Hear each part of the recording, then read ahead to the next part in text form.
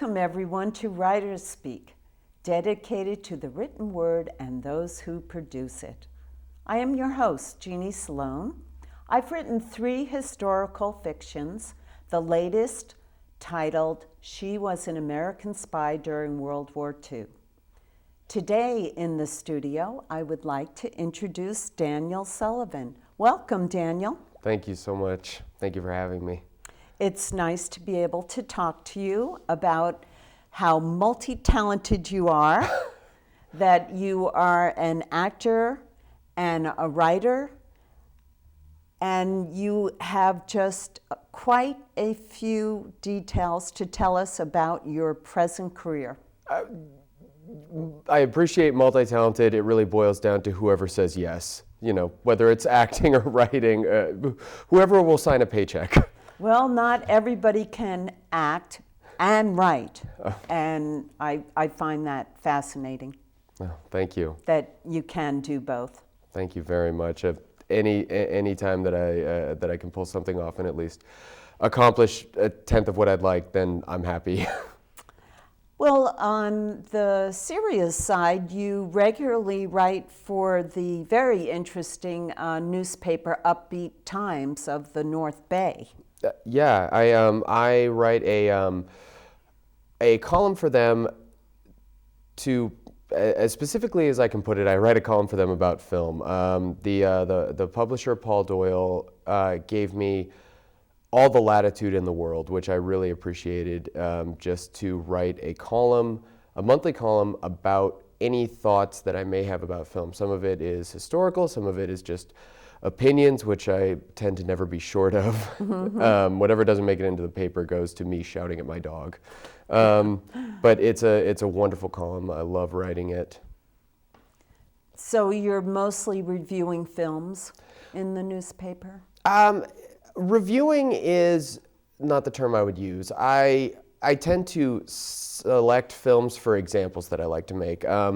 The last one that came out, it was specifically about tone that can be set in film, and all I did was I centered the whole piece around High Noon with Gary Cooper, and most of it even got even more specific. Most of the piece centers around the famous song from the film, The Ballad of High Noon, and that was just the only piece of music used in the film, and it set such a powerful tone that was what the whole piece was about. So I will sometimes cite a specific film to make a point. Mm-hmm, I see. And so that's one type of writing you do. Another writing, I read both your short stories. The first one was Homecoming. Why don't we talk about that a little bit? I found the relationship between the father and son very well done, and there were a lot of twists and turns in that story. Without giving the ending away, tell us briefly about what this story is like, and I know that you have entered it in a few contests. Yeah, it's Homecoming, along with a few others, is sitting in several slush piles for a couple of different competitions right now. So, fingers very, very crossed. Mm-hmm. But Homecoming is about someone who grows up having a very trying relationship with their father. He moves away, and eventually, their relationship fizzles out into nothing, and he learns of his father's passing and comes home to do the very disconnected kind of cleaning of the house. And upon arriving back in his hometown, he's greeted with a load of anxiety of having returned for the first time in a long time to the town in which he grew up in, and then also meeting someone who knew his father, who knew him in a very different light. And this is the first time ever in his life he's hearing about his father as a much more kind and caring individual than he knew him as.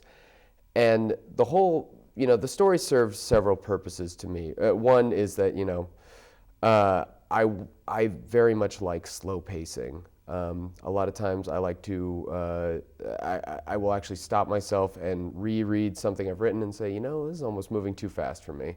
Yeah, it's hard to have that perspective. It's good that you're able to do that. It's just something I love for reasons I can't quite understand. I think slow pacing lends itself to the idea that so much can happen and so much tension can be created in a relatively small space and time. The majority of Homecoming takes place in a cafe, and it's in many ways kind of a sparse conversation, but the tension is supposedly building higher and higher, and that was one of the things that I really wanted to accomplish. That was a small space, a small time, but the stakes were growing and growing. Well, the ending is excellent. Oh, thank you so much. I really enjoyed the story. I thought maybe you could just explain a little bit about the Mason-Burke Agreement. Absolutely. And this is what the last one of the last points I wanted to do with this story was, I've always felt that there is nothing more dangerous in the world than someone who believes that what they think is absolutely right, or absolutely true, or absolutely right, true, whatever. But the Mason-Burke Agreement is that Harold, the main character, discovers that his father and his whole bloodline is involved in this long-standing agreement in the town that he grew up in which hypothetically the two male members of these two opposing families at the end of their lives have to kind of end in a murder-suicide. At first it was, back in the 1800s, it was much more of a bloodbath, but it became this very routine tradition where the two men of each family, assuming they were both near their end of natural causes, would basically walk out onto the pier and sort of have it out. And the discovery is that Harold's father has been fighting to try and figure out how to get him out of this agreement. And the whole idea of this agreement is that there is some implication that it is keeping some evil at bay, whether it's the evil of men or the evil of supernatural causes. But when this agreement is fulfilled, it keeps something at bay. And Harold has discovered that his father has spent his entire life trying to figure out how to get Harold out of this bind. And so the thing of that is that Harold has no idea about this. He didn't grow up understanding this because his father kept it from him. So he's now entered into this world where he has learned that possibly the entire town is in on this thing that they believe is absolutely necessary. Harold and the son of this other family must somehow meet in some type of combat in which one of them or both of them is terminated. And I'm going to cut you off now because I don't want anybody to know anything more. Well, the whole point of the story, like I said, that point of the story is that I just feel that there is nothing more terrifying than someone who thinks that they're absolutely right about something. Because people go to such great lengths once they believe something to be true. It's a great ending. Thank you so much. The audience will have to just stay tuned. I'm glad you liked it. Until we can say, it is in this publication, so read it there. And I have no moral compass, so if it doesn't work out, I'll camp out on a publisher's lawn. There you go. That's what we have to do. And your other story that you have written that you're awaiting to find out about is I Am in Infinity. Mm-hmm. And that, to me, reminded me of Twilight Zone, Outer Limits. I thought that story could go right in one of those shows. It was definitely Rod Serling influence, I think. It was. Oh, well, that's interesting. That story, I'm Infinity, was also, oddly enough, taking place in the exact same town as Homecoming, Alice's Bay. Which, it's something that so many storytellers use, but you kind of I think so many people have wound up developing a town where they just decide to put things, mm-hmm. And for me, Alice's Bay is anytime. Which is fictitious. Yeah, it's Alice's Bay is the name is fictitious. Yeah. It's an amalgamation of Jenner and Bodega Bay and Point Arena, I think, all Northern California. But because I grew up in Albion and Mendocino, so I wanted to keep them off the map. But I Am Infinity is a story about a man who's it's a short story. It all happens in about 7 minutes. Now, you're not going to tell the end, are you? No. I need to keep some suspense. But it's a man who gets a phone call. And have you ever felt like, you're having two different conversations or you're talking to someone and you feel like you're both having two different conversations, like you just can't seem to connect up? And that's mainly what the story's about, as he's on the phone with someone and the conversation does not seem to be working out the way he thinks it is. That, and also I based it quite clearly on the idea of every time I'm on the phone with someone, I realize that I'm creating the scenario in my head of what they're doing until someone tells me that when they're on the phone saying, oh, I'm crossing the street right now, or I'm shredding concealed documents. I have no idea where they are. Especially with cell phones. Absolutely. I always want to say, are you driving? Yes. Because we don't really know. Exactly. And if someone's not paying attention, if they're in a grocery line or something, on the other end, that sounds entirely different. It sounds like they're stoned because, they're half in the conversation and you can't hear what's going on. Mm-hmm. And I always found that was so amazing, just the story that I create when I'm talking to someone on the phone, having no idea what they're doing. Well, good luck on those and keep us posted. Oh, absolutely. Thank you.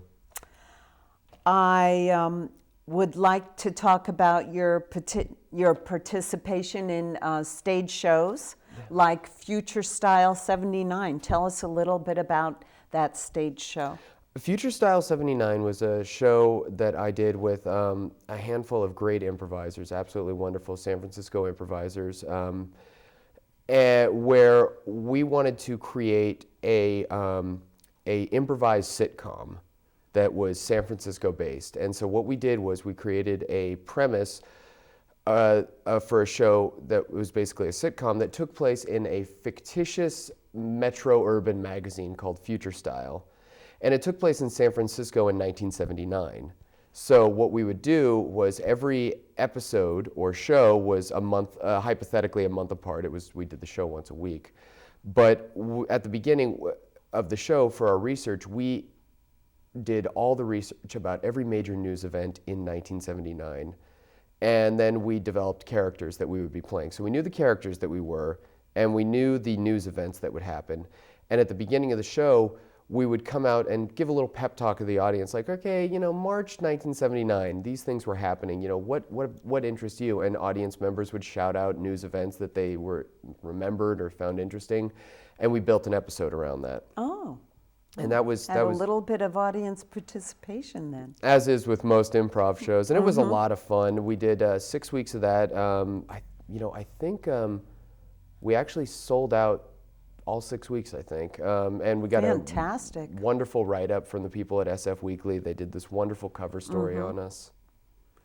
Wow, that must have been exciting to do that one. Oh, it was great. I got to play the drug-addled music writer, Grady Faders, who, when you play a character who has questionable judgment, you have so much room to do all these wonderful things. You enjoyed playing that type of character? I enjoyed the latitude. I got to watch a little video clip of House on the Hill. Yes, as House on the Hill. That Crowhaven presents, and you're part of the team in writing that series, yes. Which is so hysterical. Thank you. It's a lot of fun. You just play a wonderful character on that show. Like I was saying before, the character hardly even looks like you. A different haircut and glasses make all the difference, and also terrible posture. It reminded me so much of the Munsters and Yes. what was the other show? Addams Family. Addams Family, yes. That's, yeah. Yes, but not, not that it copied that, but it had me laughing. We definitely wanted to bring up some nostalgia with that, so I'm glad that it worked and without copying. But I'm glad it had you laughing because it's written. Writing that is so much fun, and I write that with the show's creator Jeff Bodine, and we work as a team, which makes it so much fun because Jeff and I are from two different ilks of humor, so a lot of time we will write our own versions of it and then come together and basically put them up on the wall and sort of pick and choose. This works, this doesn't work. We agree on the story, we write some by ourselves, we write some together, and then we wind up putting together a story that we're happy with. Mm-hmm.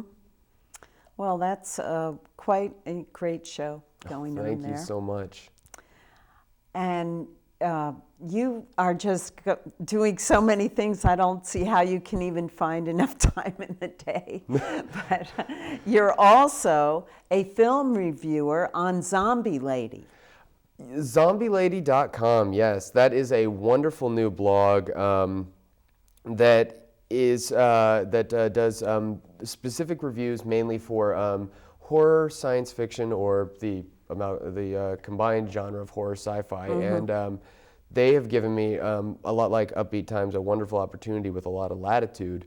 That specifically is film reviewing, where it's been basically this opportunity to take any film I find of the genre and write a very long, comprehensive synopsis and critique of it, which it's for me been a great time to find movies that I've either really loved and wanted to talk about, or movies that just got me the wrong way and I felt I needed to rant about. So tell me one movie you reviewed that you really enjoyed. Oh, let me put it this way. A movie that got 5 brains. 5 brains. Instead of 1 brain. Which is the website's very beautiful and funny. Oh. And they have the little brains. Yes, no, it's I love how they do that. Yeah. The brains is like the one thing that I took from their model. I wound up their main writer is his models are wonderful the way he writes. I love the way he writes. But I write a little bit differently. But the brains thing, he rates his movies by 2.5 up to 5 brains, and I thought that was the greatest thing ever. So what movie did you give 5 brains to? The movie I gave 5 brains, I have not come across a 5 brain film yet. Maybe there aren't any horror sci-fi 5 brain movies. See, I like to think that there is, because the genre of horror science fiction is something I find fascinating. Horror is a genre that I feel often gets a bad rap because it can often cater to the lowest common denominator. But, when I go to a horror movie or read a horror piece of horror fiction, I'm totally open. And I'm saying, yes, scare me. Take me on your roller coaster and find something deep inside me that will make me terrified. And that has always been a wonderful, wonderful thing for me. So I am always open. And I would say, one of the ones that I am almost finished reviewing, it hasn't come up yet, but a tiny peek of that is Steven Soderbergh's remake of Solaris with George Clooney. That was a film that I saw, and I was just so happy with its presentation. There were so many times where the writing dictated that the characters asked the right questions a lot of times, where I feel too often in movies we see characters react in a way that is understandably reactive but not feeling very disconnected from an audience member. There's a specific scene that I cited in the article where George Clooney wakes up next to his late wife, and he knows very well that she's dead. And she seems to not be fazed at all by it. She seems to have no comprehension of death or anything like that, or what has happened. So the first thing he says is he corners her and says, "Where do you think you are right now?" And I feel that was the perfect question. That is That was the question that we all was on our mind. Every time a character reacts to something outrageous, they tend to kind of move in a direction that will get answers, but not the answers we're looking for. I feel a lot of times as an audience member, I'm sitting there going, God, if you had just asked this one quasi-existential question, you would have gotten an answer that would have kind of dictated a little bit closer to the circumstance. Well, that's interesting that you were very trying to really look closely at the questions and how they're answered. The reactions and the questions in horror, I feel, are the things that really define the characters and always have been the greatest follies. When the character will just refuse, whether it's to make the story move in a direction that the writer wants it to move in, or for one reason or another, the characters tend to ask the questions that just seem to cater to the story and less to how an actual person would think. And that was one of the things with Solaris that I found was so wonderful, is that the questions seemed so real. Well, that's a good movie for our audience to go and think about seeing. So what is the worst one? Give me a one-brainer. One-brainer. Oh boy. And then that's the problem, is that there are so many one-brainers out there. A one-brainer that I saw that was absolutely amazing is, using amazing here, is a film called Space Mutiny. And just the title, that's the thing with science fiction, is that I've seen and read so much science fiction that I can see the story and I could see how this could be wonderful. And then whether it's in the hands of your average, Ed Wood or just a bad writer, it just goes totally south. And Space Mutiny was a film about after the long since destruction of Earth, humanity has become entirely isolated on this gigantic spacecraft, and it has been generations. People have been born and died on this monument, this colossal spacecraft, and there has actually become a whole terrorist sect of it that wants to inhabit this world and basically to have a hostile takeover of this giant space station. And I saw so many great opportunities in there for this to be wonderful political satire, a great message, but the film just went south so fast. And aside from terrible writing and acting that was just abysmal, one of the worst things about science fiction films or writing in general is when they try and cram it down your throat that it is science fiction, where all of a sudden every character is remarking on some piece of technology that is obviously of the future. And it seems to be the worst in B science fiction films, where they'll say, it's like, well, here, let me look at your space card and see how many credits you have on there. Or, it's like, oh yes, the security camera is up on the space screen, where it's just, in normal conversation, nobody calls things these ridiculous terms, whether it's in present time, nobody will call a TV, a television anymore, or, using the shorthand is one of the keys in making something believable, I think, and that's where a lot of bad science fiction goes awry, is this insistence on using the full name, as if to have to bludgeon the audience with the note that it's in the future. You know what I finally realized? The science fiction that I've read, that I've liked, is let's pretend right now we're in the future. We still have items of the past. Absolutely. It's not the future and everything is brand new. Mm-hmm. You have your grandmother's China doll. Absolutely. But you have your cell phone. Exactly. That's what makes it more real. It's the littlest things. Even when I see someone wearing denim in the future, it's like, of course, there's still going to be denim. Yeah, I mean, why is everything brand new? And then, you know, one of the things I love, and something that makes great sci-fi is if you find a story that can be told in any time and don't commit it to having to be science fiction. If you tell it against the background of the future. But like, you know, Blade Runner was just a great crime story. You know, I was trying to think, and the themes as well. You know, Ridley Scott's, speaking of Ridley Scott, the first Alien film was just a feeling of being alone and having no way out. Capitalize on that. Don't capitalize on the fact that it's in space. The fact that it's in space heightens it, but it doesn't need to be your centralized unit. Tell a story that can be told anywhere, whether it's a spaceship or a cabin, and that, I think, is where a good piece of integrity can come from. Well, Daniel, I think you really have a great idea as to what makes a good story, the ingredients, and I'm really happy to hear that. What are you working on right now?